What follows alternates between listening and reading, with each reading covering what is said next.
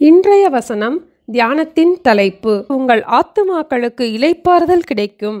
மத்தேயு 11ஆம் அதிகாரம் 29ஆம் வசனம். நான் சாந்தமும் மனத்தாழ்மையுமாயிருக்கிறேன். என் நுகத்தை உங்கள் மேல் ஏற்றுக்கொண்டு என்னிடத்தில் கற்றுக்கொள்ளுங்கள், அப்பொழுது உங்கள் ஆத்துமாக்களுக்கு இளைப்பாறுதல் கிடைக்கும். இயேசு சாந்தமும் மனத்தாழ்மையும் உள்ளவர். முதலாவது, அவருடைய நுகத்தை நம்மேல் ஏற்றுக்கொள்ள வேண்டும். இரண்டாவது, அவரிடத்தில் கற்றுக்கொள்ள வேண்டும். அப்பொழுது நம்முடைய ஆத்துமாக்களுக்கு இளைப்பாறுதல் கிடைக்கும். சாதாரணமாக நுகத்தை சுமை சுமப்பதற்கான மாடுகளின் மேல் வைப்பார்கள். நுகத்தை ஏற்றுக்கொண்டதும் எவ்வளவு பாரமான எடையுள்ள வண்டியையும் அந்த மாடுகள் இழுத்து செல்லும்.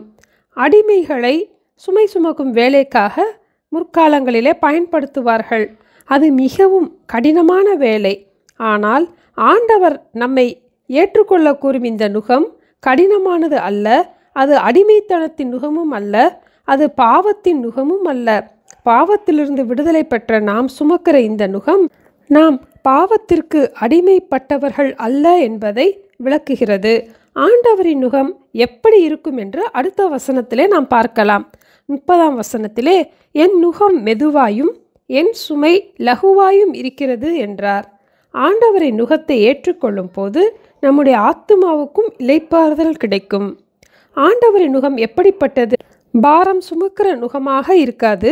நுகம் என்பது ஆண்டவருடைய கட்டுப்பாட்டிற்குள் நாம் முழுவதுமாக இருந்து அவரிடத்திலிருந்து கற்றுக்கொள்ள வேண்டும் என்பதுதான்.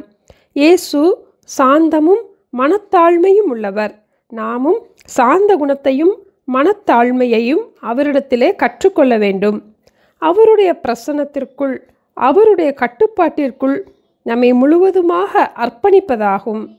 நம்மை ஆண்டவரிடத்தில் அர்ப்பணிப்பதையே ஆண்டவரும் விரும்புகின்றார். நம்முடைய வருத்தங்கள், பாரங்களை நாம் சுமந்தால் நாம் சோர்ந்து போய்விடுவோம். நம்முடைய வருத்தங்களை ஆண்டவரிடம் கொடுத்து விடுவோம். ஆண்டவரின் நுகம் என்பது ஆண்டவருக்கு நம்மை முழுவதும் அர்ப்பணிப்பதாகும். நம்மை முழுவதுமாக ஆண்டவரிடத்திலே ஒப்பு கொடுக்கும் போது அவருடைய சுமை மெதுவாகவும் லகுவாகவும் இருக்கும். அவர் நம்மை மெதுவாக நடத்துவார்.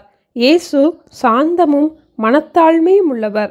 அவரிடத்திலிருந்து நாமும் சாந்த குணத்தையும் மனத்தாழ்மையையும் கற்றுக்கொள்வோம். அப்பொழுது நம்முடைய ஆத்துமாக்களுக்கு இளைப்பாறுதல் கிடைக்கும். ஜெபிப்போமா?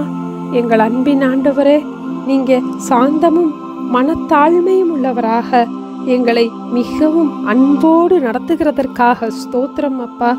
உங்களுடைய சுமை மெதுவாகவும் லகுவாகவும் இருக்கிறது ஆண்டவரே. அதை நாங்கள் ஏற்றுக்கொள்ளக்கூடிய ஒரு இருதயத்தை எங்களுக்கு தாங்கப்பா. உங்களிடத்திலிருந்து சாந்த குணத்தையும் மனத்தாழ்மையையும் நாங்கள் கற்றுக்கொண்டு எங்களுடைய ஆத்மாவிலே இளைப்பாறுதலை காண எங்களுக்கு உதவி செய்ய வேண்டுமாய் இயேசுவின் நாமத்தில் ஜெபிக்கிறோம் பிதாவே. ஆமேன். Thank you. Have a blessed day.